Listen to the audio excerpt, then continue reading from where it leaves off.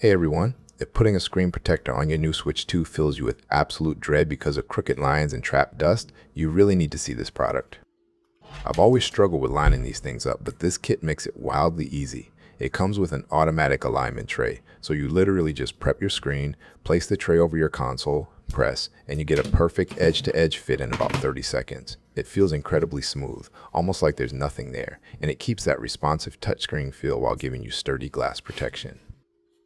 I also love the matte finish on this. It dramatically cuts down on the glare if you're playing in a bright living room or near a sunny window. Now, just a quick heads up on the installation. Make sure you use the included wipes and dust stickers to get your screen totally spotless before you drop the tray on. Hold your breath if you have to. If you leave a single speck of dust, you might get a tiny bubble you have to push out with your cloth. But honestly, because this comes in a 2-pack, you have a built-in backup just in case. My final verdict. If you want to keep your screen looking flawless without the headache of a frustrating install, I highly recommend picking this product up.